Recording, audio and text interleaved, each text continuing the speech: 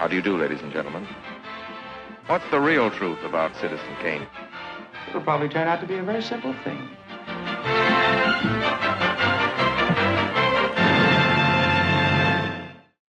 Ladies and gentlemen, thank you for joining us today.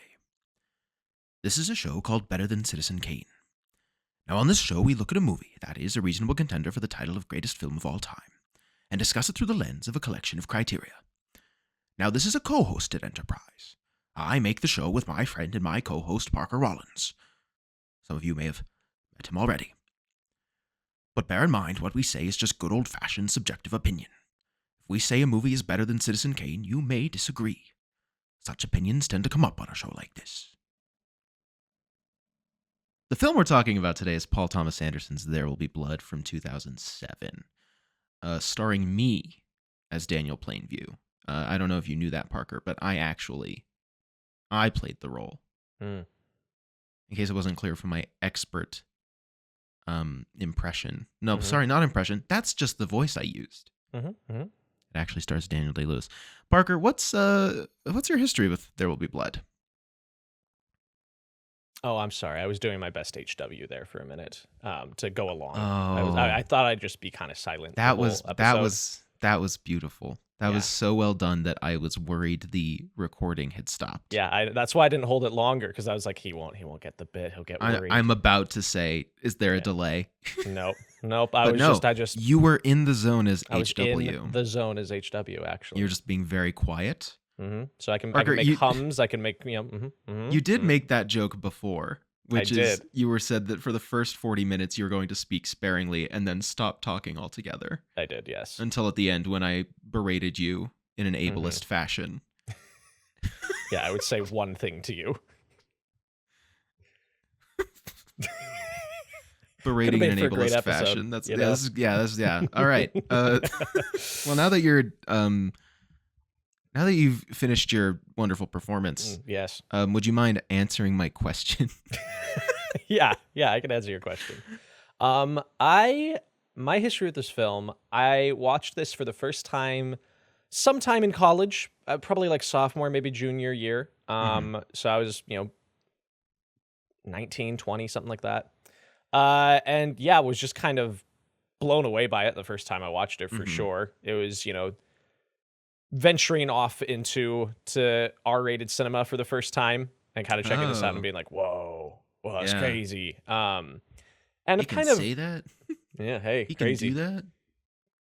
And then have visited kind of sporadically since. I was checking, it's been at least 4 years. I haven't logged this before on Letterboxd. Okay. So it's been since, at least before 2020. But is one that I think about a lot, is one that like you and I had talked about before. But it's not necessarily one I've revisited a ton. This might have been like my third watch, third or fourth. Yeah. But yeah, still really like the movie. There's a lot of just like, man, this thing is so gorgeously shot. Wow, it looks so pretty. Yeah, what about you? What's your history? Well, this is another entry into the canon of Max's dad told him to watch it for years and he didn't. And then in July 2021, I don't know what it was. It was like, I think listeners of the show will know that I often talk about the moment in which I realized that you could watch movies anytime and you could watch any movie anytime and you could put your phone down and just fully engage with a movie completely at home. It didn't have to be in a theater. And that came embarrassingly when I was 21. And it happened with this movie. Whoa. I watched this in July of 2021, and I was like, you know what? I'm actually going to give this my full attention before I started it. And I threw my phone across the room. I just didn't even have it on me. Went through the wall. It went through the wall. I broke it. Yeah. And I watched the movie, just fully engaging with it. And this is the movie that made me get back into the habit of watching movies. Of like, I can watch anything. And that's what made me start going back to the library to pick up movies from the library to watch them. Like, this is the film that made me like film again, like as an art form, not just as, oh, I'm gonna watch this because it's entertaining, you know. Right. And it's like, it's weird. I was already 2 years into my film degree. Why did it take that long? And then last year in 2023, I saw this in theaters. And that's the thing, Parker, is that I think this is unreal in theaters. I think that this is even better. You might even say it's half a star better in theaters. You don't say.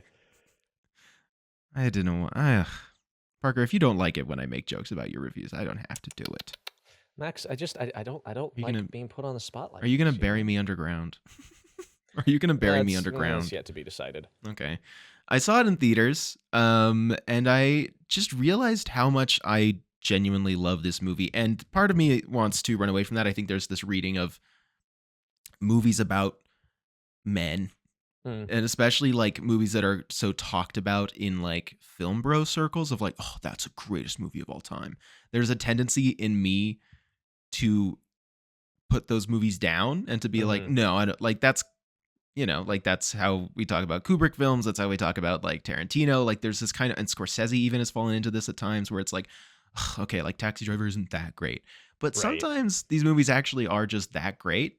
And I actually just really love them. And it's like, oh, there's kind of this weird energy. And I don't think this has it too much, but I think there's probably spaces out there where this movie has that kind of reputation of like, ugh, okay, it's it's like a guy movie.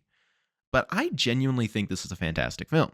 Hot take, I know. No one has ever said that before. First time. But I think it's terrifying. I think it's hilarious. I think it looks gorgeous, like you said. I half jokingly say that this is my favorite horror comedy. And that's not entirely untrue.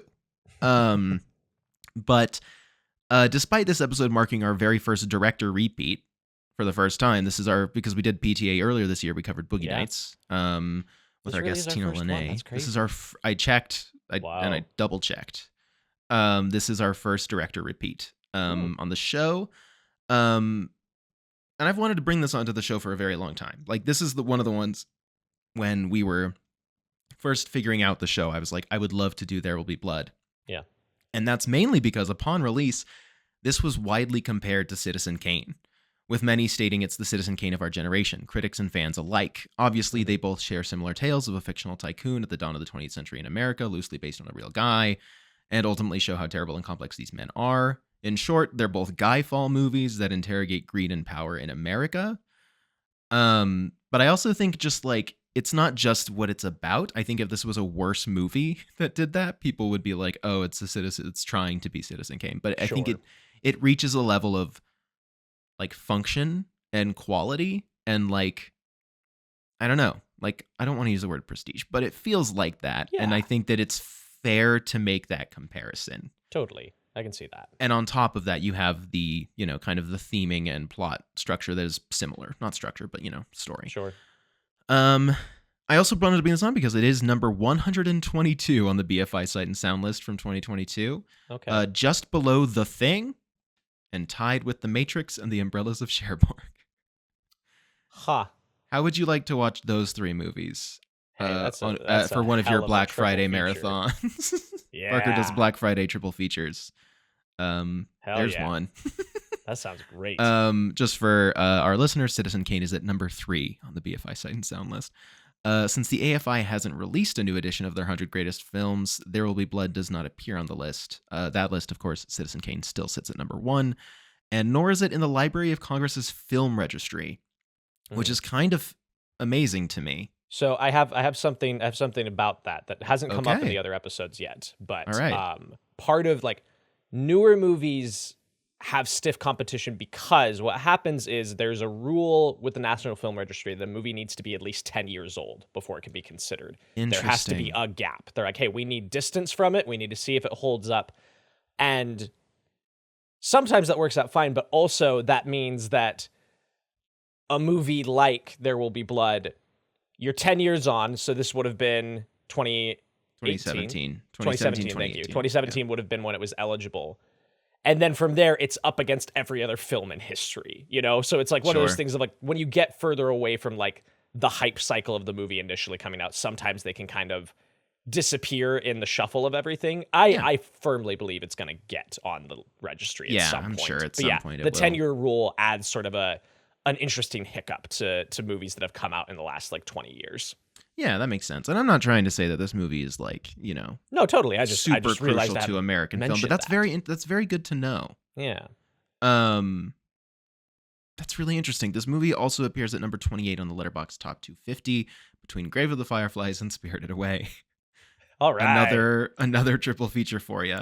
Yeah. That would Citizen Kane does not appear on the Letterboxd Top 250. So I just kind of put all of that into perspective of kind of if these two movies are so tied in kind of a mindset of sorts, then kind of how do they stack on these lists that they appear on or don't appear on?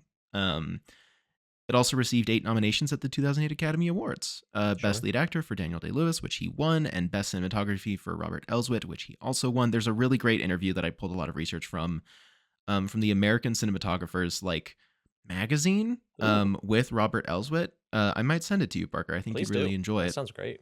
Because I didn't want to get into all of the nitty-gritty on lighting and lenses, but it's really interesting. Nice. It was also nominated for Best Picture, which it lost to No Country for Old Men, which we will talk about. Talk about a movie that this movie is forever tied to. Best Director for Paul Thomas Anderson. Best Adapted Screenplay for Paul Thomas Anderson. Best Film Editing. Best Art Direction. And Best Sound Editing. And, I still listed Dylan Teichner, Jack Fisk and Jim Erickson, Matthew Wood and Christopher Scarabosio as kind of just, respectively. Yeah. Yeah, that's kind of the overall reason why I wanted to bring this to the show. Do you want to hear about how this came together, Parker? Absolutely. Okay, great. Because if you said no, show's over. I thought about it for a half second. I was like, what would he do? Yeah, what would I do if you just went, no, actually. I'd go, great, summary. No, Brother Daniel, I don't want to hear. Yes, you do. It's very interesting. Something that Parker and I have long talked about is a sketch in which Daniel Plainview and Eli Sunday host a weekly podcast together, and they're like commentator, they're commentary podcasters. So it's just like whatever's on the internet. So Daniel Plainview's like, now Eli, I don't know if you saw this, but there's a young woman, and she said "hawk tuah" on the street, and Eli would be like, Brother Daniel, that has to do with things we shouldn't be talking about on the internet. And Daniel Plainview's like, I think it's worth talking about. So that's our pitch. The sketch is just me doing both voices and Parker watching. I observe. Yeah, you observe. You're HW. I'm HW. That's what it was. It was the idea that Daniel had a podcast with his son, and he'd say, this is my co-host and my son, HW. Yeah, and Eli was their guest. Yeah, Eli was the guest that comes star. on every week because he's the only person who wanted to come on the show. Right. Anyway, what are we doing? Okay. Here's how the movie came together. Paul Thomas Anderson, as we know from our Boogie Nights episode, grew up in California, not far from the oil fields in Bakersfield.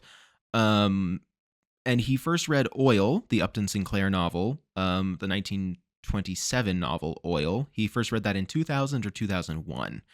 And then during the writing process, he thought of Daniel Day-Lewis for Plainview early, but he didn't want to get too attached, so he kind of didn't let himself he's like, of course I was like, what if I got Daniel Day-Lewis? He's like, but I'm not gonna bank on that. Yeah.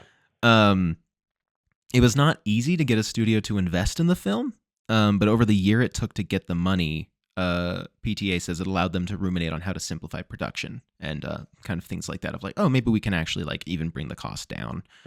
Screenplay is based, as I said, on Upton Sinclair's 1927 novel Oil, mainly drawing from the first 150 pages.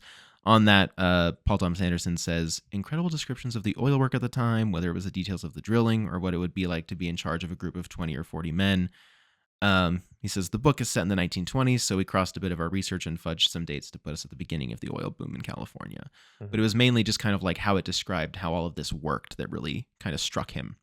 I see. Not unlike you'd strike an oil well. The story is also partly based on the life of American oil tycoon Edward Doheny, whose former home in Beverly Hills provided the setting for the film's climax, which is kind of fun. Very cool. Influences on this, Giant, the James Dean movie, is one of PTA's favorite films. He also loves The Treasure of the Sierra Madre. which those two films are kind of big influences here. Giant especially has like a scene where, there's a gas blowout, which inspired one of the major set pieces in this film. And The Treasure of the Sierra Madre, I tried to find exactly what of that kind of inspired him, and it seemed more like he was saying, on this film we were trying to keep things simple, the simplest kind of frames, the simplest number of shots, and we tried to follow the influence of filmmakers like John Huston, who directed The Treasure of the Sierra Madre. The movies of the 40s are incredibly straightforward. They're the ones I love the most, really. Meanwhile, to prepare his voice as Plainview, Daniel Day-Lewis did listen to voice recordings from like the Dust Bowl era, but didn't really find what he was looking for, aside from one or two small clues. So he just mostly invented the voice. Sure.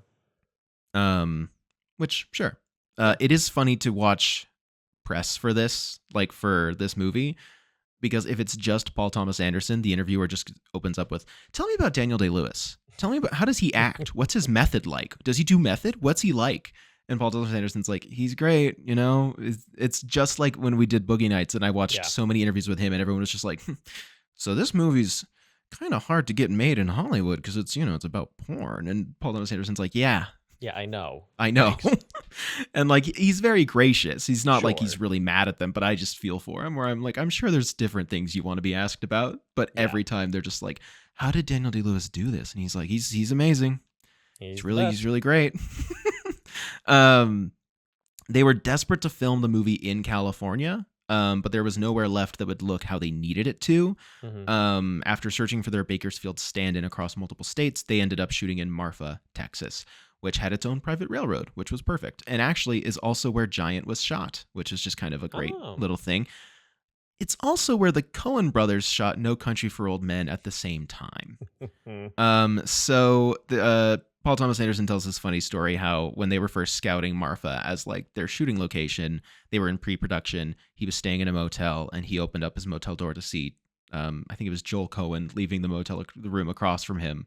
And he was like, "Hey, this town ain't big enough for the two of us." And they were like, "Ha ha ha." And then he found out that they had actually like got every room at that motel for their crew because they were in the middle of filming, and he was like, "Yeah, all right." But he says it's like, it mostly worked out because they were filming, we were in pre-production, so by the time we needed those rooms, they were mostly cleared out, and like moved on to a different part of the town. But I just thought that was interesting because both of these movies did eventually go on to be nominated for Best Picture. They, obviously are shot in the exact same location at around the same time. I think they're both Paramount Vantage movies. They might be. I think they might be, but just kind of one of the weird like twin film situations. Totally.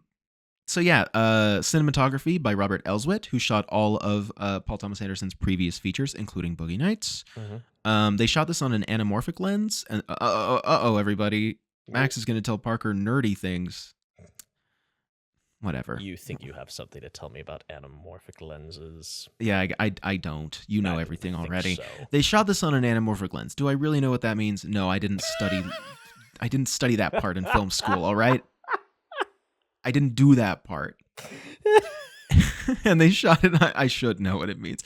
And they shot it on the slowest film stocks possible. Yeah. Nothing fancy, no flashing, no special filters. Paul Thomas Anderson also had Elswit like peel like reflective films off of lenses. Like he's like, I don't want it to look like a music video. I don't want it to look modern. He's like, I want it to have this kind of raw feeling to it. They printed their dailies. Really? Yeah, there were no DVD dailies made. Everything was photochemical, which is just wild. That's interesting. PTA loves older films, the quality of them, and anamorphic gives a similarly different feel, which I knew before I read this. Among the lenses was a tricked out 43mm lens built around the optical element of a 1910 Path camera, cool. Which created a vintage look, desaturated, low contrast, vignetting, and low resolution. Yeah. Just kind of spoiling this, Barker, one of my favorite shots of this is when the derrick is burning, and you get this flare that I've never seen anywhere else except maybe silent film, of like that circle of light around the edges. Vignette, yeah, the inverse vignette. Yeah, like that is Really cool. fascinating. Yeah. Really cool. So yeah, from their C and E lenses they used, they removed and or introduced reflective material to ensure there were no, like I said, modern music video style flares. Only flares that would usually only come from a more dated lens. Yeah. Was kind of their goal, which I just thought was really interesting. That was very interesting. Production design by Jack Fisk. He built the entire tiny town, the church, the derrick, the houses, the railroad station. Cool. They say, Elswit said on this, the interior designs were always based on ideas about story and character, and Jack's sensitivity to lighting and how it changes throughout the day was the major factor in the planning and placement of the sets. That in turn made it easy for us to find interesting and expressive ways to stage and photograph the movie. I just wanted to give a shout out to that. He apparently laid out everything like as a real town and like visually interesting. And then that doesn't come across at all in the filming of it because Paul Thomas Anderson was like, no, I want everything to feel like it's isolated. But it's like he built it like, as a town that would be like... The town made sense. Yeah, the town made sense and it would be like visually cool to look at. And it made sense. But and then finally, there was the score by Johnny Greenwood. He's people know him as the guitarist for Radiohead, but he's also a trained classical musician, having been playing the viola and piano from a young age. It's the other huge highlight for the movie for me. Absolutely. So I mean, the score is really cool. He had done, I believe, a documentary before this in 2003 or 2004. And then, or maybe it wasn't a documentary. Anyway, he did a score before this. And then after this, he's done, I think, all of PTA's films since. Because I think he did The Master. I think he did Phantom Thread. He might have done Inherent Vice. I don't know. And he did, he also just did Licorice Pizza as well. And he's worked with other people as well. Yeah. But, yeah, so although the score is widely admired and was thought of as a contender for the Academy Award for Best Original Score that year, it was ruled ineligible due to its use of pre-existing material. There was some stuff that he'd written before. That's kind of an instrumental piece that he kind of repurposed into this. So looking at just kind of the goals and intentions here, obviously this movie is about religion and capitalism. I would say that it's about how they both prey upon desperate people for the sake of wealth for one man. But also, here's some interesting things that I found that Paul Thomas Anderson said about this movie, Parker, and I think you'll really like this first one, which he says he modeled the character partially on Count Dracula. I just had it in my head underneath it all that we were making a horror film, he says. Maybe we go to horror movies because we want to see something horrible happen in the same way we might get excited to look at a car crash. In some ways, Plainview's story is a bit like a car crash, one that just keeps getting worse. I just think that's kind of fun. He also says, it is hard for me not to see Plainview as a little bit heroic. He's enormously ambitious, and I can sympathize with his quest for survival, particularly during that time in the West, which I would say, he also joked at one point in an interview. He said, we thought a good subtitle for the film would be, you can take the boy out of the mine shaft, but you can't take the mine shaft out of the boy. Silly. He was also trying to write a movie about fighting families. That's kind of where this started. He was like, I want to write a movie about fighting families. And also it's Upton Sinclair's Oil. Yeah. And it followed its own sort of path, but that initial idea is still there. There's brothers fighting in the father-son relationship, etc. He said also, unfortunately, this story doesn't seem to be going out of style anytime soon. It would be nice to see it as science fiction one day, or an account of how truly insane we all once were. I would say we're still that insane, though. Yeah, and then this is kind of just a little bonus thing. Daniel Day-Lewis, a lot of people would ask him, like, what do you think about the character? How did you do this? What did you do? What did you do? And they'd be like, what do you think? And he would just be like, yeah, so he's a complex guy. It's like I thought about it. Like he seems like mostly, I'd never really seen an interview with him before. I also completely forgot that he's English. His father's Irish, but he grew up in London. And that threw me when he started talking. And I was like, whoa. Wait a second. But he did say that, Plainview is, he kind of had to transform himself from the savagery as a bottom feeder prospector into a kind of showman. Yeah. For a man who's lived in silence and holes in the ground, he had to find a voice. And I thought that was interesting, as like, he's still that same, obviously this film is kind of like, he's still that savage, prospector deep down. He never really changed. He just kind of Barnum of him. Yes. What are you talking about, Barker? P.T. Barnum was a great man. He helped all those people be who they were. You're so right. What am I saying? They sang songs and they had a good time. Yeah, family man. He rode an elephant to the ballet. He did. Remember that? Yeah, that was big. That was a big moment. Put some respect on his name. Don't. Yeah, I feel like I have a lot more, but I can kind of go through that as we go through the summary. Sure, yeah. Parker, would you like to read the summary? Why not? I'd love to. Because I wrote it out for you. Yes. So in 1898, Daniel Plainview, played by Daniel Day-Lewis, a prospector in New Mexico, mines a potentially precious ore vein from a pit mine hole. In the process of dynamiting the lode, he falls and breaks his leg. With a silver sample, he climbs out of the mine, drags himself to an SA office, and receives a silver and gold certificate claim. In 1902, he discovers oil near Los Angeles and establishes a drilling company. Following the death of a worker in an accident, Daniel adopts the man's orphaned son. Hey, Parker, what do you think about this 15-minute stretch without dialogue? It's a really good opening. Really good opening. Really good opening. Strings. Also, like, something that I love about this opening, and it carries through the rest of the movie, but like it sets the tone immediately. The deaths in this movie are brutal, and they are sudden, and they are violent, and just like that beam dropping on the dude's head, and the sound design is just the way it hits him. You're like, oh god, yeah. And it sets you up really quick of like, okay, yeah, I guess this is how we're operating in this world. Yeah. Yeah, I think it's really fantastic. Like, I think it does such a good job of, you know, it's the cliche at this point that everybody has of like show don't tell, but genuinely, like, you learn everything you need to know about Daniel in these first 15 minutes of just a dude who inchworms his way across the desert to get some money. You know, Yeah. like just that visual of him like scraping along the ground, moving inches at a time, is so arresting. It is. I also think that this sequence does a great job of establishing for an audience how drilling for oil works completely visually, right? Like there's no like, well, and how we get the oil out of the ground is we stab it with a, you know, like it also shows like the evolution of like fracking, right? Yeah. Like it shows the evolution of drilling for oil and like using a derrick and like drop, like instead of, we see them using pickaxes and it's really difficult. And then he's like, well, what if we do this? And they do that. Like, you know, I don't know. I feel like it also is a really good example of just like, hey, you don't have to have someone sit down and tell the audience how this works. I think, you know, you can show them and they get it. Yeah. And also makes the oil seem so ominous. I think that this movie does a great job of making it seem really scary. Like the oil, it feels like blood is coming out of the earth. Like, it feels like I don't know. I don't know if this was like the intention, but to me, it reads so well as like, this is inherently like a twisted and evil act. Like what this looks like, what it is, what it requires of men. And then like thinking about where it goes, like what we know about it, it feels like almost like watching the Xenomorph be born, where you're like, we know this is a horrible thing and we're watching these people just do it. It's such a good setup of just like, man, this is scary. Like it's such an interesting I was thinking origin about story. too, like just having watched it recently,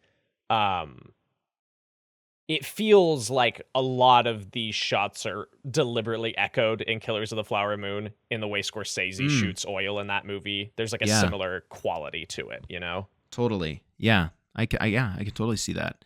And just the deaths are brutal. I think that's totally fair. Just they hit hard. Let's see. Do I have any? Let's see. Does he have any research? These scenes were shot in Schaefer, a silver mine area south of Marfa near the Texas-Mexico border. The mines were all dug by hand at the turn of the century, and they aren't being worked anymore. So all of those silver, like that mine that he's working in, is real. Wow. They found one shaft that was 60 or 70 feet deep, and it was connected at the bottom to a perpendicular tunnel that had been created mechanically in the 1920s or 30s. We could access the vertical shaft via the horizontal tunnel at the bottom. So that's just wild that it's also like it's a real mine. Yeah. Wow. Ellsworth also said, or no, sorry, this is Paul Thomas Anderson. He said, I always had a dream about trying to make a movie that had no dialogue in it, that was just music and pictures. I still haven't done it yet, but I tried to get close in the beginning. I just thought that was really great.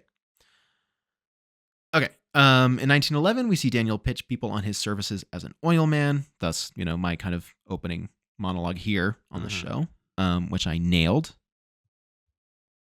You did, yes. Quite well. I wanted you to linger for a minute on that. Yeah, I was like, oh no, what if Parker doesn't agree? Max, I thought it was kind of kitschy. And it was, all right, I know. Plainview refers to the child. I think you're better than this, is what I think what you're doing is you're showing my insecurities. Hey, you know. Wow. What else am I here for? Parker wants this podcast to become a Guy Fall movie about me. That's all I want, actually. The rise and fall of Max Bennion. Plainview refers to but this is how we find out, the kid's name is H.W. He's now 9 years old as his business partner. And this allows Plainview to present himself to potential investors as a family man.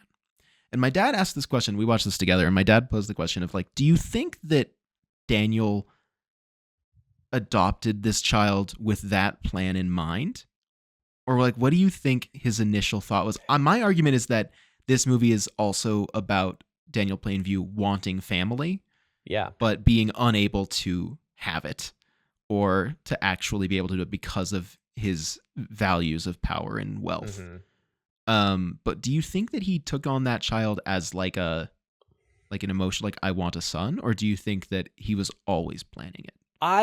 My thought process is, I think he started by being well, somebody's got to take care of this. I fully think that as ruthless as he is, there's still a level of humanity that exists. Absolutely. And so I think my reading is that it starts of just utilitarian, this is a baby, somebody needs to take care of it, becomes, hey, I could use this as a front.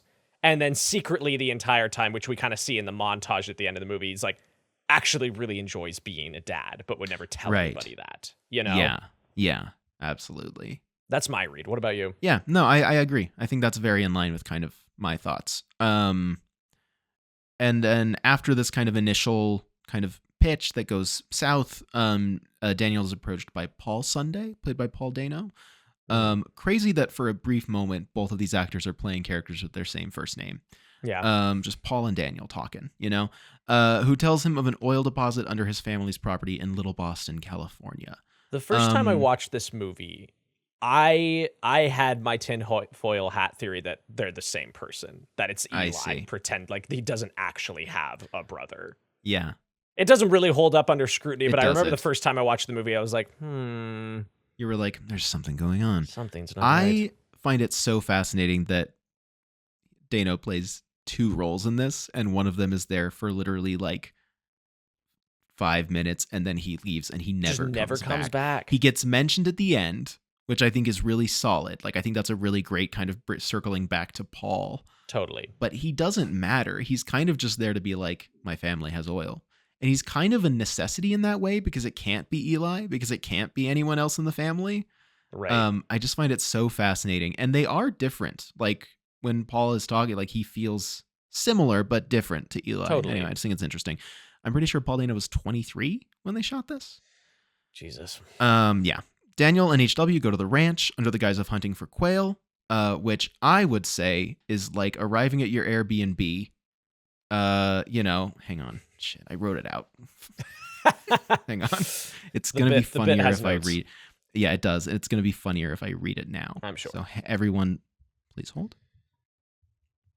The old-timey equivalent of showing up at your Airbnb to scout locations for lithium mines. There we go. There it is. What if you did that? Yeah. I just love that they arrive and he's like, are you here to camp? And they go, yes. And he's like, I'll bring you milk or whatever. It's all right. All right, cool. I'm like, that's so camping at this time is so interesting to me because it's the exact same. Yeah. But you just are I don't know. It's just so fascinating. After they kind of walk around, they meet with Abel Sunday, the patriarch of the family, and Daniel attempts to buy the farm at a bargain price. However, Paul's twin brother, Eli, demands $10,000 for the church, of which he is pastor. Eli also knows the property's worth due to the oil. An agreement is made for $5,000. Daniel acquires all the available surrounding land, except for one holdout, William Bandy, who will come back later. Mm-hmm.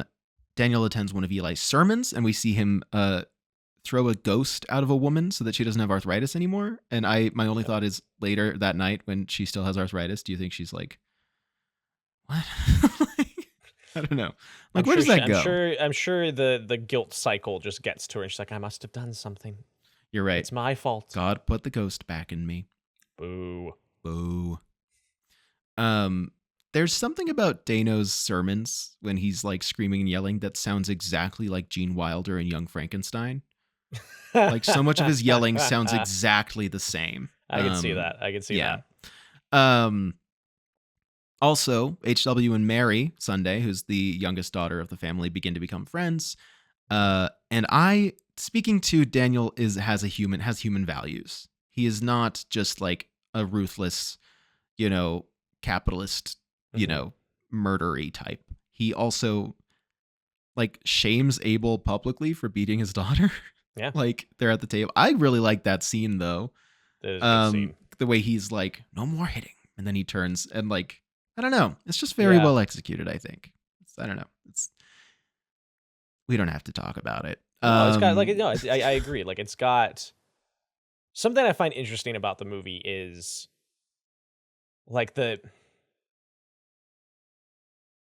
don't know if this is the right phrasing, but like it shows such varying shades of like masculinity and patriarchy. And like Eli's is so subversive and corrosive, and Abel is completely trod upon and has no backbone, and Daniel is like a locomotive moving at 100 miles an hour, like will not stop for anything. And it's just interesting watching all of these men in like societal leadership roles and the varying degrees of like how that's portrayed. Like it's like, This is a weird analogy, but follow me for a second. Like, it's kind of like when you watch shows like Little House on the Prairie, like 95% of the men in that town are all just Charles Ingalls archetypes. Like, they're all just mountain men with hearts of gold. And then you have like, you have a Nels, you have people who kind of are outside of that, but mostly it's like, hey, this is what a man was in this time period. And I like seeing all the variations of that here. And that scene kind of exemplifies that, Yeah, and like especially when they get in like the other businessmen as well, so that you see that not all businessmen out here, like not all oil men, railroad men are like Daniel, where it's not like they're all like this. It's like you have guys who are like, well, that's great. I mean, we could buy it from you. And he's like, I'm going to cut your throat. And he's like, what? Like, what? Like, I think it speaks to, again, like you said, like Daniel Plainview being someone who drags himself across the desert for like money, for a check. And then like also like he's just like this weird guy, but like has so much like tenacity, capability, strength, like this strange mix of like traits that allow him to kind of reach this height. Totally. It's just fascinating. And especially like, there's different routes to wealth as a man. And there's different versions of being a horrible man. Mm-hmm. Oil production begins, but an accident kills a worker and a gas blowout deafens H.W. Kind of skipping over some stuff there, but I feel like, it's, he keeps Eli from giving a blessing on the derrick and does it himself to kind of gain favor with the town. And then gas blowout and the burning of the derrick. Parker, what do you think about the burning of the derrick? It's a pretty damn great sequence. Like, my goodness, it's so arresting and like such a good use of a long take. Like just him running from like inside the like the storefront cabin or whatever, and then going back out and spinning around, and there's some great just tracking shots in this. I mean, that long shot of just following him carrying HW from the derrick to the cabin, like like you said, like unreal. Like a little bit, you're just kind of like, wait, what? And it also comes at such an odd time in the movie. Like, this isn't the climax. This is just like this crazy event that's happening. According to Ellsworth, the staging of this sequence was a nightmare, and Anderson characterizes that day's shoot as insane. As I said, it was inspired by a similar scene of a gas blowout in the film Giant. They constructed an 80-foot tall wooden oil derrick, and beneath that was a custom jet nozzle that could spew out fake oil made from the stuff they used to make milkshakes at McDonald's, which is really funny. Adjusted ratio of ingredients for viscosity and color, etc., depending on the requirements of each scene. So remember when we watched The Wages of Fear, Parker? Not for the show. We just watched The Wages of Fear, and we were like, how'd they do that? That looks like real oil. And then we found out they just dumped guys in real oil. And you're like, oh no. This movie what they did was they used that same ratio of like milkshake stuff, a caramel substance, I can't remember what it is, and like basically dye, and they just used that to create oil throughout, but they would have to adjust it. So like when he wipes the stuff off the pipe, it needed to look a little more viscous like real oil. But when it shoots out of the ground, it needed to be a little bit more liquid so it could do that. So I just thought that was kind of a nice little like very interesting production info. They made up to 53,000 gallons of the mixture at a time. Wow. And they mixed the fake oil with water so it could be washed out of costumes, which I was like, that's smart. That is very smart. When the derrick burns, they had briefly talked about making a steel derrick and covered it with like a coating that could burn away, but the derrick would still be there. But then Paul, like Anderson was just like, can we just do it for real though? Just burn it. Let's just burn it. So they fully just lit the wooden derrick on fire and burned it down. And because they were going to do that, they kept pushing it further back during the shoot because they'd be like, do we have everything we want with the derrick around or in the back? Like, are we sure we're good? So they just kept pushing it. And then when they did burn it down, fun fact, the plume of smoke became so big that it ruined shots the Coen brothers were trying to get elsewhere in the desert, forcing them to wrap for the day. Hell yeah. Which I just love the idea of the oil burning, like the derrick burning, ruining shots in No Country for Old Men. It's just so very funny. Aside from the oil spout igniting at the top of the scene, everything else with the burning derrick was real fire. Wow. Special effects supervisor Steve Kremen explained to the ASC, which is the American Screen Cinematographers, whatever. Something like that. We used petroleum products, diesel fuel, and gasoline in different proportions depending on the shot.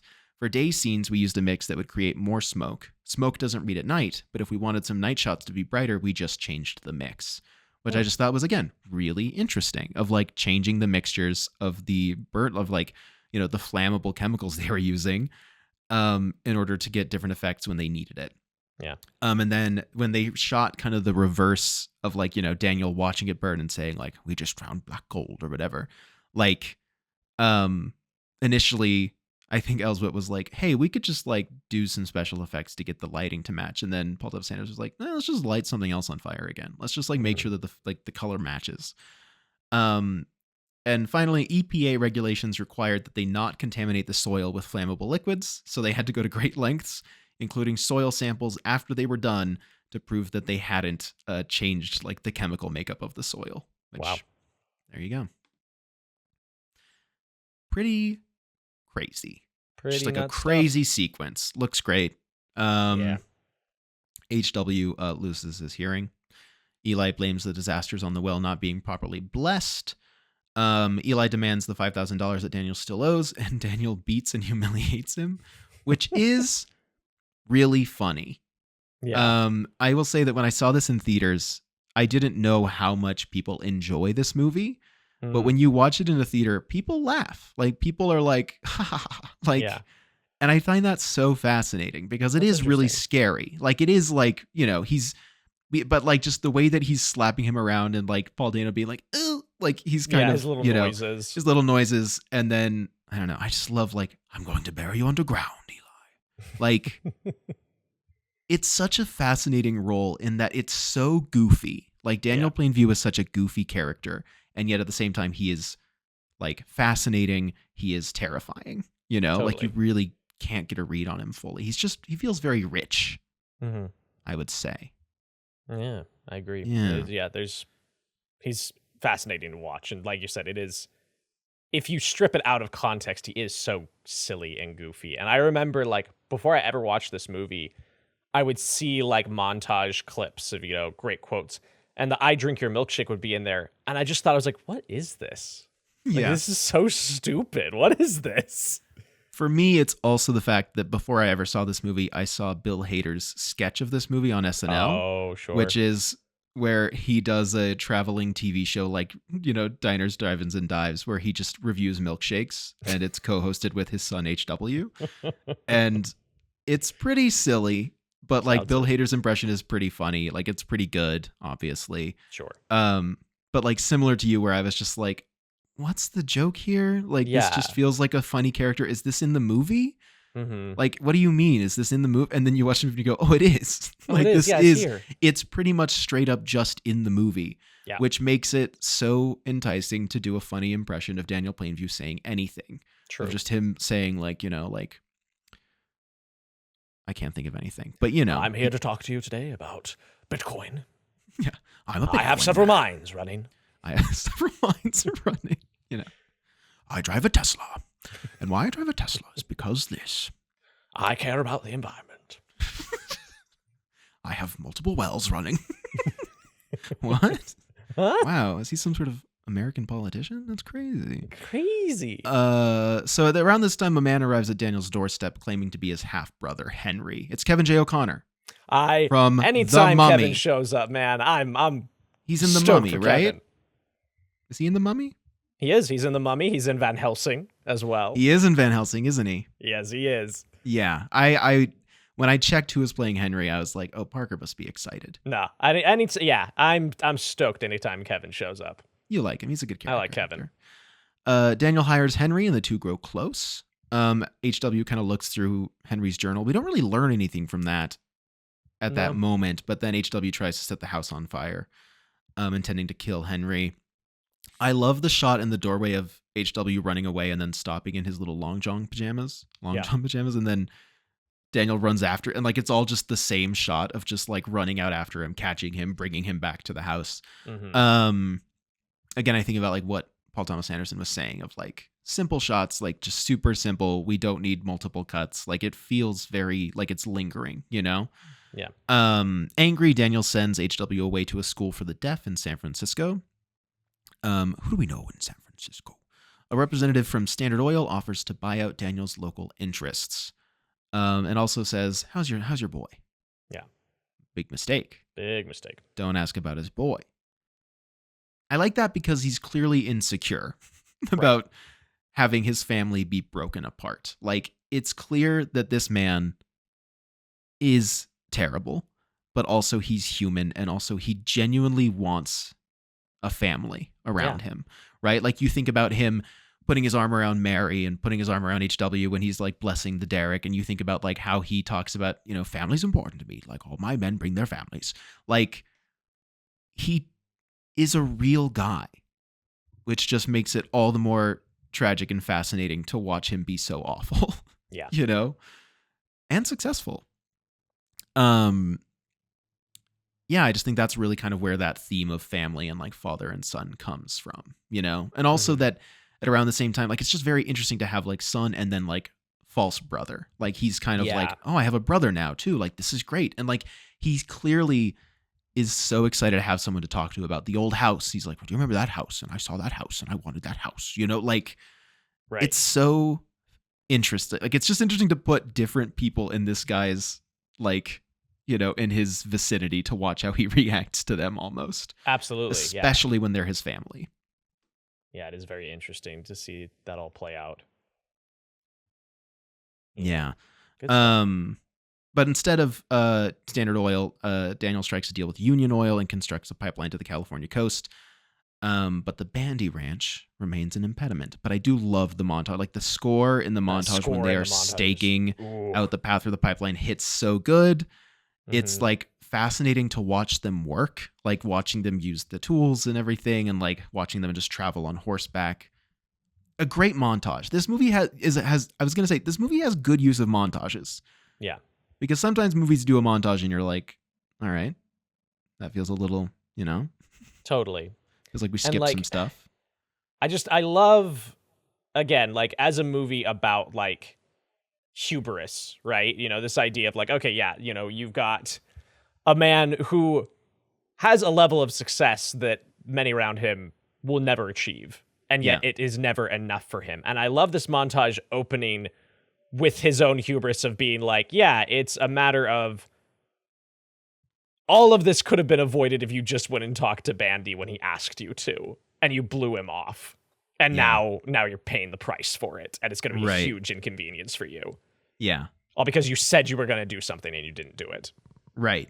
Yeah, it's very kind of subtle in how it's introduced at the start of the movie, and then when he's like, why don't I own this? And they're like, it's the guy you said you'd go talk to. It's like, hey, I don't know what to tell you, buddy. I totally agree. Like, it's a very small bit of hubris there. This also has a really great kind of spooky scene when he's talking. Well, okay, first, the ocean.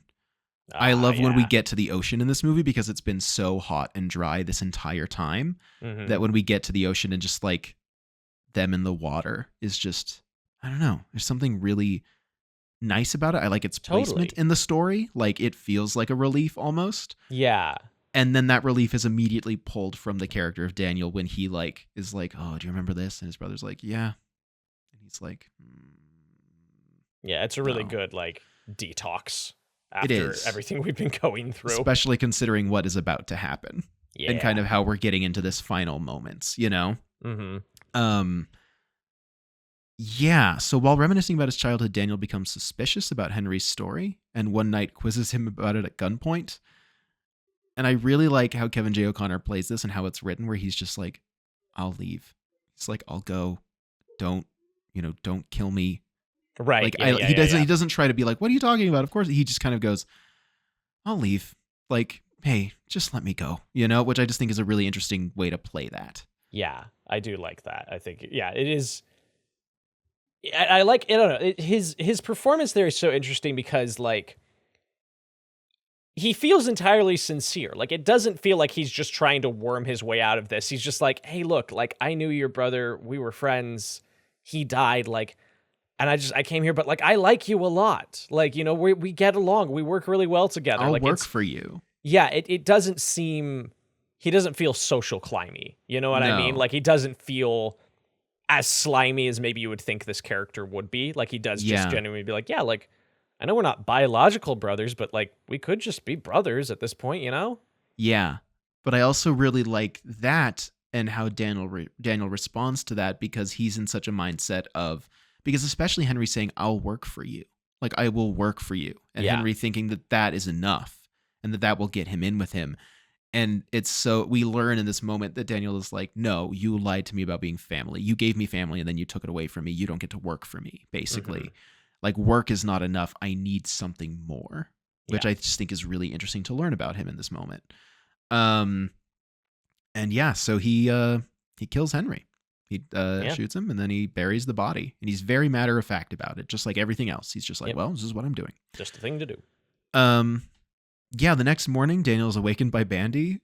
And I love watching this every time because I never remember exactly how it goes down. Mm-hmm. But I love that there's almost this sense of like Bandy being this like scary man who's like, I'm Bandy. And then you're like, what's he going to do? Like, what is he going to, does he know that Henry's been killed? And then he's just like, I'd like you to join my church. And that is the worst possible thing. Yeah, out of all the outcomes here, that is the worst one. Like, they play it where you're like, oh, like, is Bandy, like, gonna fight? Like, is Bandy gonna try and kill him? Is he gonna like blackmail him? And then you go, he just wants him to be baptized. And then you go, oh no, that actually is the worst thing for Daniel. That is kind of the worst thing that could happen to him right now, isn't it? Because then we cut to the scene that really got my theater going when I saw this in theaters. Because every line, every way that Daniel Day-Lewis says every line in this, especially at the end when he's like, do you accept the blood of Christ? He goes, yes, I do. Mm-hmm. Like, the way he says it, everyone laughed. We all cheered. Everyone was cheering. So interesting. Which is so interesting. That's so, because I don't find that scene funny at all watching it alone. And it's like it's not, I don't know if it's like necessary. It's not like people are like, ha ha ha, this is so bad, or like, this is so funny.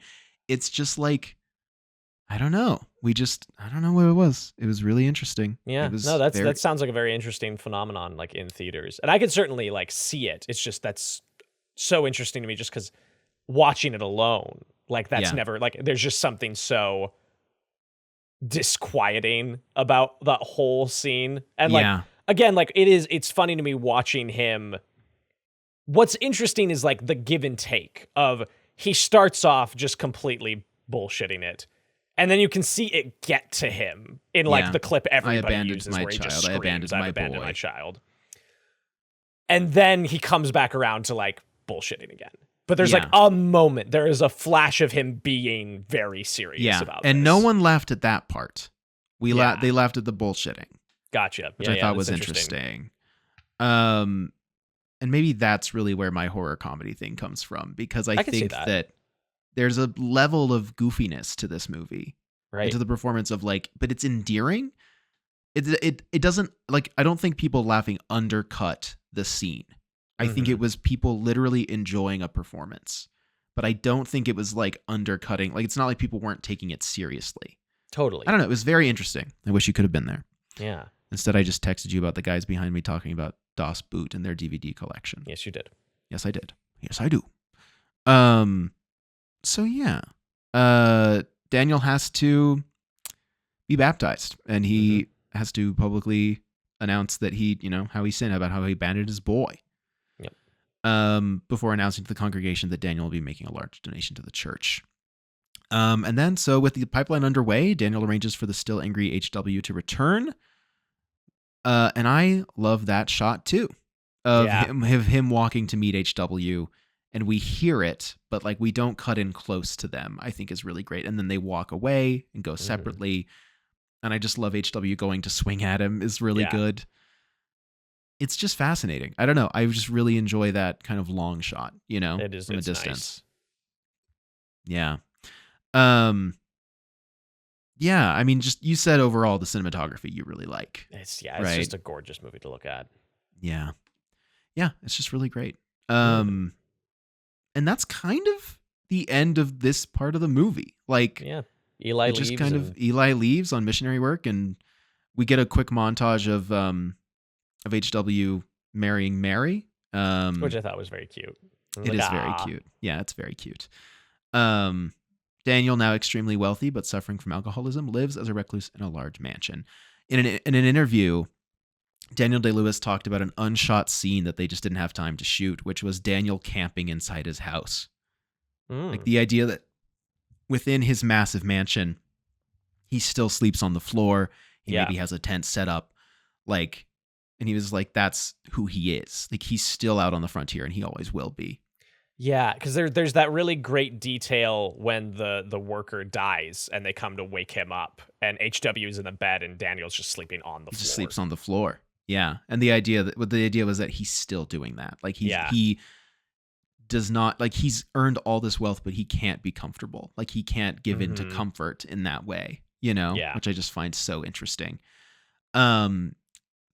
HW arrives, and through his sign language interpreter, asks Daniel to dissolve their partnership so that HW can establish his own oil company in Mexico. Daniel reacts brutally, mocks HW's deafness, and reveals HW's true origins as an orphan. Which, again, is just it's a larger-than-life performance of those lines. Yeah. Of Bastard in a Basket, but, like, all of that. And then, obviously, we get HW being like, I thank God I have none of you in me. And obviously, we're going to talk about it. Like, the next scene is, just acting on all cylinders. Like, they're going crazy, Day-Lewis and Dano. But, like, for my money, I kind of prefer this scene. Like, I think this scene is incredible. Just watching, like, it's such a tour de force of acting, directing, and editing all coming together in such a good way of, like, including the interpreter in shots when we need to. And, like, it starts out with an interesting editing rhythm of going from, like, HW to interpreter to Daniel, interpreter, HW. And then we quickly, once we've established that shorthand, we just cut back and forth as if it is a regular 2-shot conversation between HW and Daniel. And we just keep getting closer and closer in their interiority of, like, getting into tighter close-ups. And I really love the the pacing of that scene and the way it builds and transforms. And I think the actor playing HW, like grown-up HW, is doing some incredible nonverbal acting. Like, just really great stuff behind the eyes. He is really deaf. Is he really? I think he is. Ooh, okay. I think so. Because when I looked up other things he'd been in, he had played other deaf characters. So either this is his niche, or he is just deaf, which I would love. That'd be really cool. So let me just double check that really quick. I love that you pointed that out, though, because I didn't even really fully pick up on how well that is achieved. And, like, again, like you're talking about editing rhythms, I think that's really a great thing to bring up and, like, really interesting. Yeah. Just like in that scene. And again, like, it kind of gets overshadowed by the end of the movie, which is also really fantastic. And I don't want to take away from that, but it does, like, just the combo of this whole scene building to a fever pitch, him yelling after him, Bastard in a Basket, cutting to the montage of all the things of him growing up. Like, I just think that sequence, I'm like, man, that is, it's the heart of the movie. Yeah. It's really great. It's really unbelievable. Russell Harvard is his name. He hails from Texas. and he is 3rd generation deaf. Wow. Okay. So there you go. Very cool. That's how you get that. Yeah. You know, he's incredible. He's incredible. Really great. Yeah. Yeah. I mean, I don't think I can say anything else about that scene that you didn't cover. I think it's really fantastic. The bowling alley, Parker. Yeah, the bowling alley. All of these scenes were shot at Greystone Mansion in Beverly Hills, including the ones in the office, which is Edward Dohany's former home. So the guy that this is kind of loosely based on. Fun fact, the mansion was leased to the AFI as its headquarters from 1965 to 1982 for $1 per year. Wow. From the state of California. Production refurbished the real bowling alley in the Greystone Mansion. And this is something else that Robert Elswit, the cinematographer, said that I thought was really interesting, is he attended AFI as a student, and he said that the bowling alley was used as a sound stage for their first year projects, and it was just like a dilapidated, weird old bowling alley. And so he said like how fascinating it was to be shooting the climax of a full Hollywood movie in the space where he shot his like student films as a first year student at AFI. That's so interesting. Which I'm like, yeah, Barker. I mean, imagine if we were at the, the Film and Media Arts building at our school making a massive movie one day, that'd be just really interesting. And Paul Thomas Anderson, as he was writing this, he knew that the bowling alley existed because when he was researching Dohany, he learned that when Dohany got in trouble for the Teapot Dome scandal, which is a big one, he set up his team of lawyers in the bowling alley. And there was a photo of the lawyers in the bowling alley. And Paul Thomas Anderson went, that's pretty good. That's pretty good. And then he was like, I know that bowling alley exists. I'm going to put that in the movie. Yeah. So yeah, the bowling alley. Eli visits Daniel. He's iced out. That's what I like to say. Is that Daniel is blackout drunk and Eli is iced TF up, which is to say he just looks really wealthy. Yeah. They're in Daniel's private bowling alley, which is a crazy thing to have. Eli is now a radio preacher. Also, just like the span of time that this passes and like crosses over this film, really like reminds me of how insane the beginning of the 20th century is. That like this film opens in like 1898 and ends in like 1929, and it's like the same people. And you just, I don't know, I just find that so fascinating. Yeah, and they're talking about like radio and movie stars in Hollywood. Yeah, and you're like, oh yeah, that happened like within the last 30 years, Wild. Wild. He offers to sell Daniel drilling rights on the land of William Bandy, who has recently died, and Daniel agrees on the condition that Eli denounces faith and his own credibility. I want you to say that. What does he say? You're a false prophet and God is a superstition. Yep. And he just gets him to, and he's like, they can't hear you in the back. Like, I want you to do it like, it's so, and again, it's good. Like, to that point earlier of like, it's obviously such a parallel to like the baptism church scene. Yeah. But I love, again, that kind of, that build that happens. And what's interesting about the comparison of the characters is that Daniel goes, bullshit, sincerity, bullshit. Eli starts bullshit, gets sincerity, and never comes back from it. He doesn't get the chance to come back from it. And I love that so much. It's really... Because like there's a moment in there, one of those repetitions, you can tell he means it. You can tell in his soul, he's like, man, I have been swindling everybody, including myself, and I need to admit that. Yeah, and it breaks him. Like that, the sincerity of that is what leads him to be like, I don't know what God is doing. I'm a liar. Like, I've been lying this whole time. I don't have money. I really need help. And he still tries to rationalize it. It was like, God is testing me. But you know that he doesn't really mean that. He's like, I've sinned. I'm a sinner now. And Daniel's eating that shit up. He's so excited.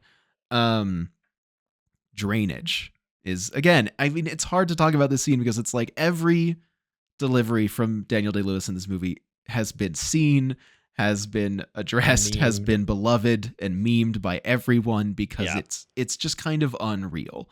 Totally. And I think this is like such a weird example of a perfect climax of like watching this. You're like so thrilled and you're also like, what is going on? Yeah. And then it ends and you're just like kind of scared again, Totally. But like you're enjoying everything about it. Like it's just it's watchable, which I think is what's really fascinating about this movie is that the subject matter and, kind of its reputation, you'd be like, oh, it must be like a really like kind of like if someone didn't know, they might be like, oh, it's like a really kind of dark drama about this guy. Yeah. And you go, yeah, but it's also incredibly watchable and entertaining. And like this climax is really entertaining. I would say from like a writing and performance level. Totally. Yes. Yeah, I think so. Yeah. Eli confesses to being in dire financial straits and to having strayed morality. Daniel taunts him, chases him around the bowling alley, and beats him to death with a bowling pin.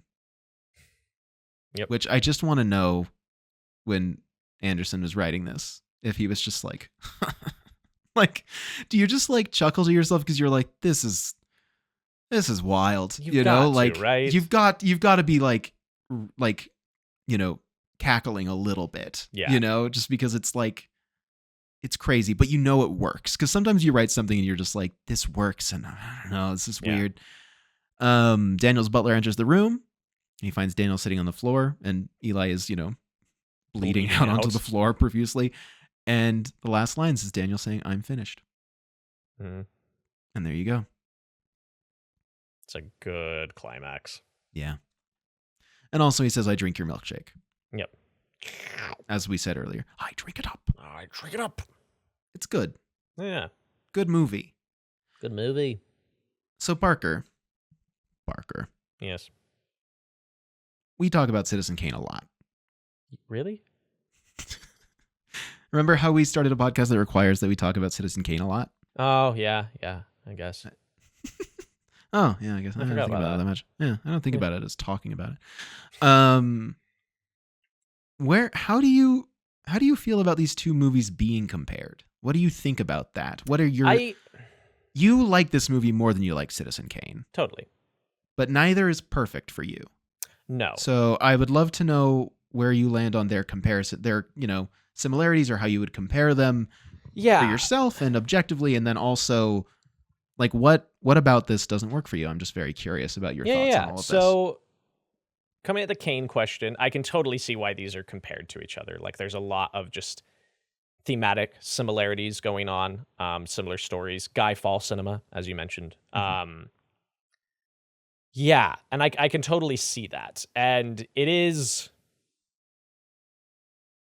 to the best of my knowledge, off the top of my head, like, to your point, it might be, aside from maybe, like, Oppenheimer, which has more recency bias, like, a big, like, acting tour de force, like, man falls from grace story, mm-hmm. which Kane is, and we get a lot of those kinds of movies, but not on like that level very often, you know?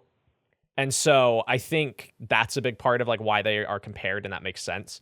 I like this more than Citizen Kane because, and this is kind of showing my hand a little bit when we get to criteria in a bit here, but like, I like getting to experience the interiority of that was Daniel. Yeah. That was a big question I had for you, because like, this movie does let you a little bit more into Daniel's mind than Kane lets you into Kane's. Totally. And like that for me, in my personal like preference of movies, I like that. I like Daniel Plainview is a despicable human being, and I am not really rooting for him. I don't endorse him. I don't. Hey, yeah, I denounce.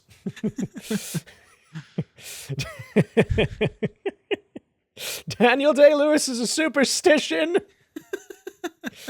But like, I feel for him. Like, again, that's why the heart of the movie is that conversation with H.W. at the end, and that montage of him yelling that like, there's none of me in you. I denounce you. Like, you're never my son.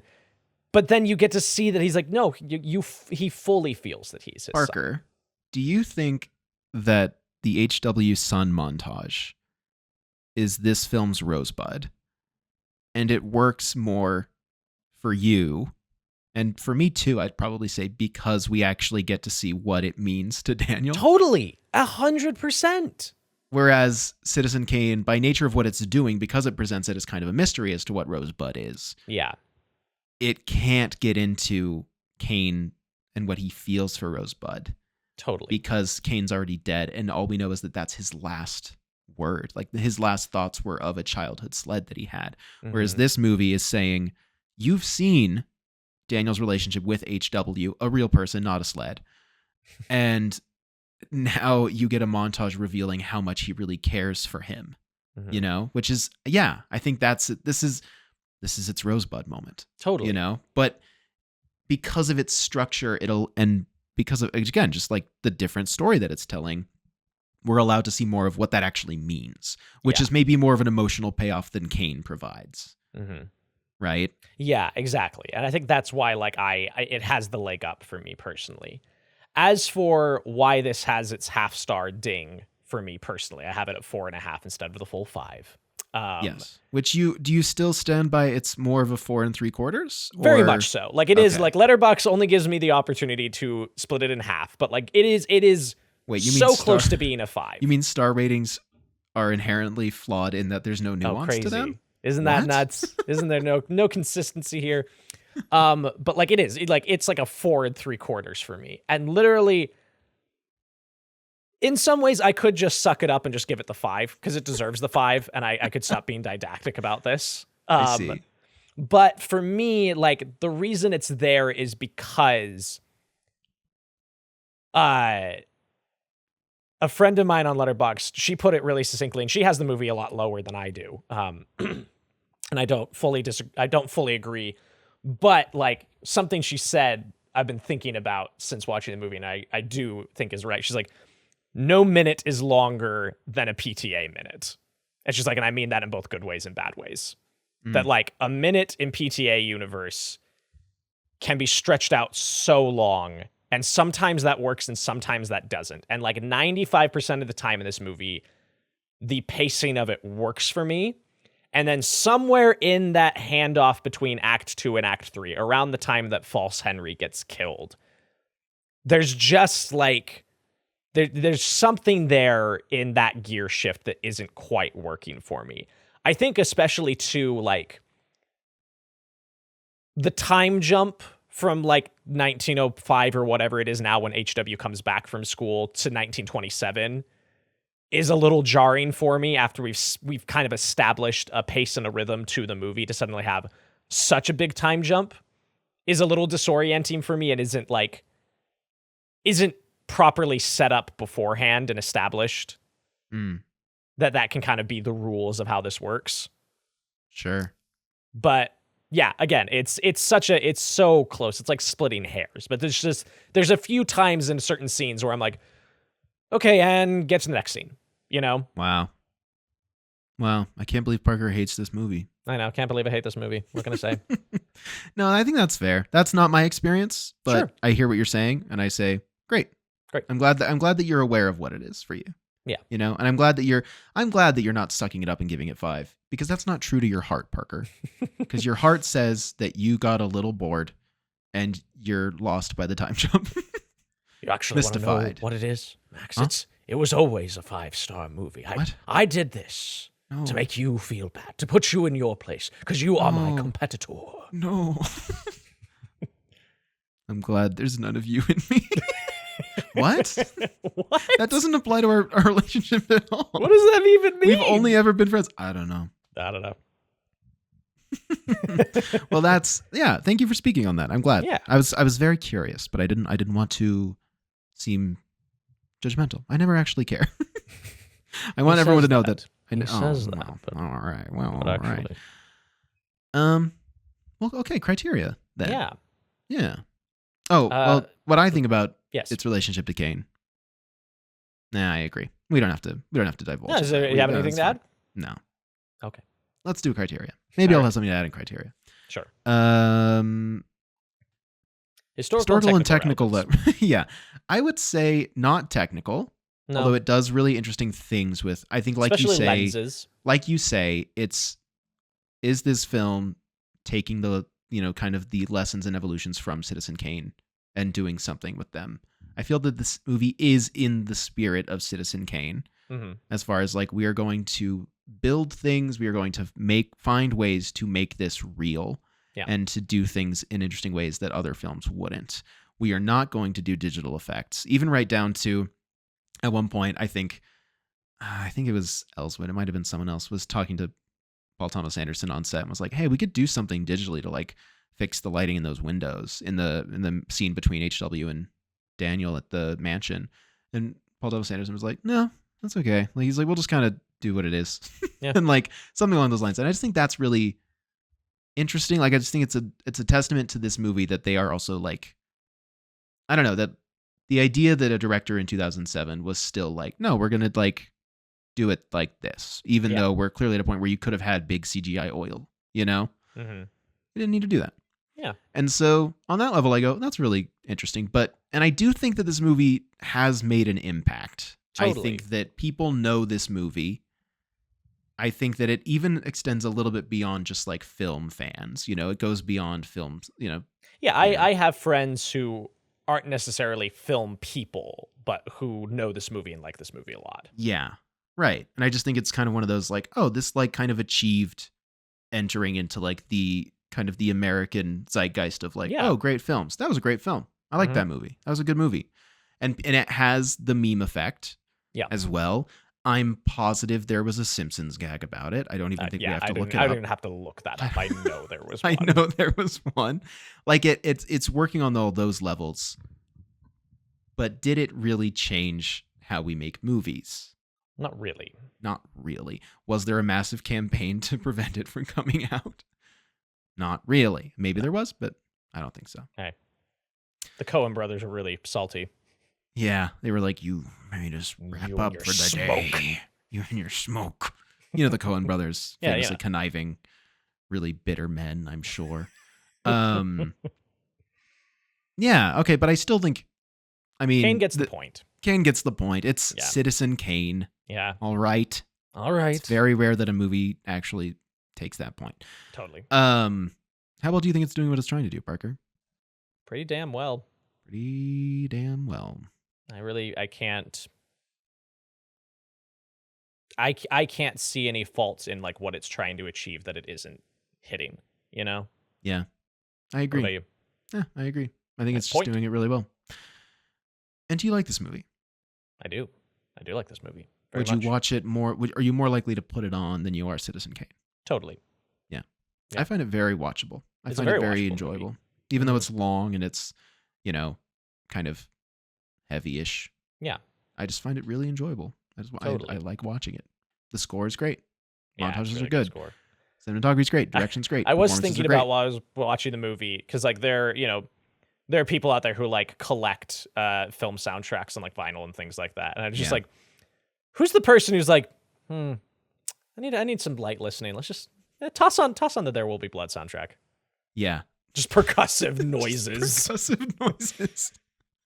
If I walked into your apartment and you were just playing the There Will Be Blood score like on vinyl, I'd have to check in with you and make sure that you were okay. You just find me like in an armchair staring into the pit of the fireplace while this is going on. You're like, hey, are you good? Are you good? I'm like, Parker, who's that young boy in the corner? And you're like, that's my son. And I go, no, son. Toby. No, he doesn't speak. It's just Toby. He doesn't speak. Oh yeah, it's Toby. Yeah. Shout out to Toby. Shout out to Toby. Dog. Parker's son. Yeah, my son. His boy. My boy. Yeah, I mean, I think I love this movie. I think it's great. So criteria says it is better. Taking a step back. What do we think objectively?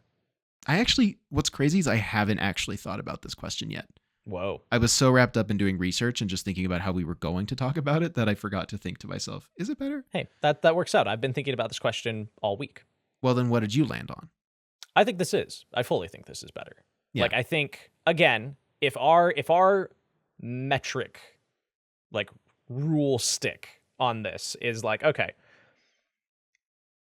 is it taking the lessons taught by Citizen Kane and is it doing those things exceptionally well? Like, is it utilizing every aspect of filmmaking to its fullest to tell an interesting and engaging story? It fully is. 100% it is. And I think, like, I can't remember if this was the last episode or maybe the episode before. We talked about this recently that, like, for me personally, like, film is about connection and it is about the human experience in every aspect. No matter what kind of story you're telling, it is always going to come back to that. Mm-hmm. And that's where, like, because I've been sussing out how I feel about our rankings on like the list, because we've made jokes about like some things being maybe higher than they should, and like, is it actually better than Citizen Kane when we said it was? And I stand behind our choices, because every one of those choices that we decided on, I think those movies are connecting with the human experience in ways that Kane doesn't. And I think this connects with the human experience in ways Kane doesn't. Yeah. Parker, I'm sorry that I keep questioning whether Klaus should really be there. Yeah, why are you doing this to poor J.K. Simmons? I'm sorry that I keep doing that. Why you gotta pick on Klaus like that? You're right. I don't need to. So from my perspective, like objectively taking a step back, I do think it's better than Citizen Kane. Okay. What about you? I agree.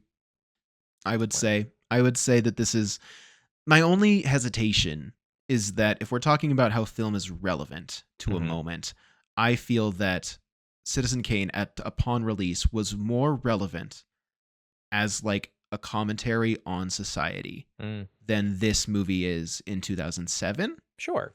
But that's also not entirely true. I think that Citizen Kane it's set almost concurrently with when it was released, so therefore it can have more to say.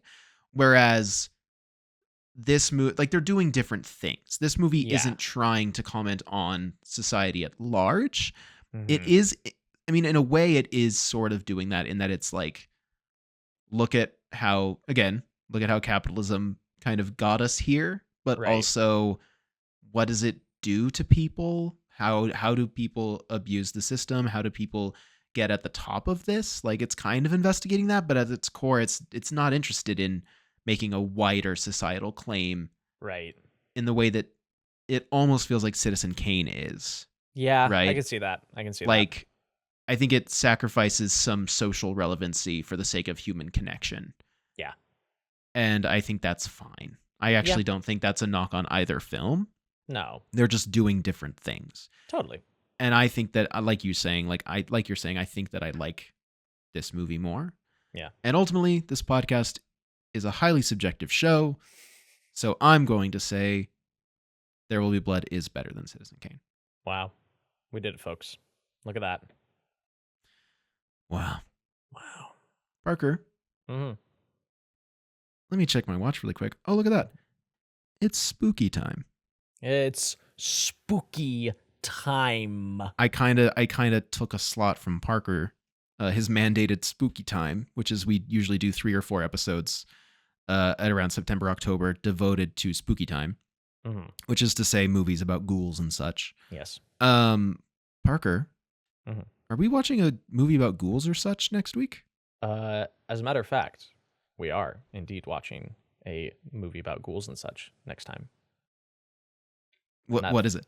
We're watching Guillermo del Toro's 2001 The Devil's Backbone. The Devil's Backbone. Which I am so excited to talk about. Which is not about the devil. No.